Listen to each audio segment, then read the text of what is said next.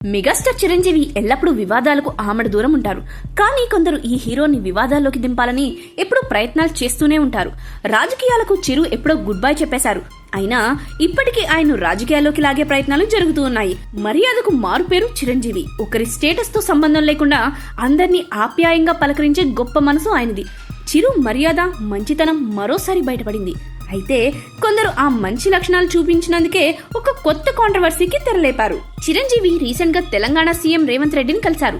తుఫాన్ బాధితుల సహాయార్థం ఆయన ఓ చెక్కుని సీఎం కి అందజేశారు. మెగాస్టార్ ని శాలువాతో కప్పి చాలా గొప్పగా సత్కరించారు రేవంత్ రెడ్డి. అలా శాలువాతో సత్కరిస్తున్నప్పుడు చిరు 2 చేతులు జోడించి రేవంత్ రెడ్డికి నమస్కారం చేశారు. ఇలా నమస్కరిస్తున్న ఫోటో, వీడియోలు సోషల్ మీడియాలో వైరల్ చేస్తున్నారు. మెగాస్టార్ వయసులో తనకంటే 12 ఏళ్లు చిన్నవాడైన రేవంత్ రెడ్డికి నమస్కరించడం ఏంటని చాలా మంది రచ్చ చేస్తున్నారు. ఆ సమయంలో రేవంత్ రెడ్డి నవ్వుతూ కెమెరా వైపు పోజులు ఇచ్చారు. తిరిగి నమస్కారం చేయలేదు. ఆనాడు ఏపీ సీఎం జగన్ కి మెగాస్టార్ కూడా ఇలాగే దండం పెడితే ఆయన సేమ్ అలాగే రియాక్ట్ అయ్యారు.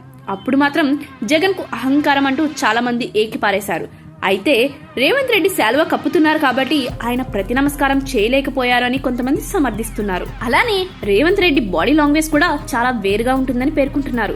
ఆనాడు జగన్ కోరి మరీ చిరంజీవి చేత దండం పెట్టించుకున్నారని, కానీ రేవంత్ రెడ్డి అలా చేయలేదని మరికొంతమంది కామెంట్లు చేస్తున్నారు.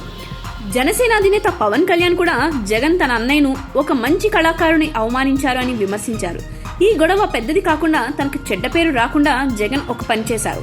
చిరంజీవిని ఇంటికి పిలిపించి విందు ఇచ్చారు. ఆ సమయంలో నమస్కారం కూడా పెట్టారు.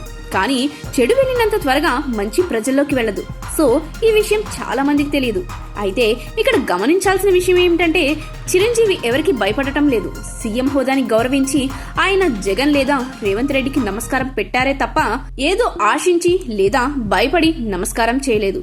ఏది ఏమైనా దండం విషయంలో కూడా సోషల్ మీడియాలో రక్త జరగడం చాలా మందికి షాక్ ఇస్తుంది.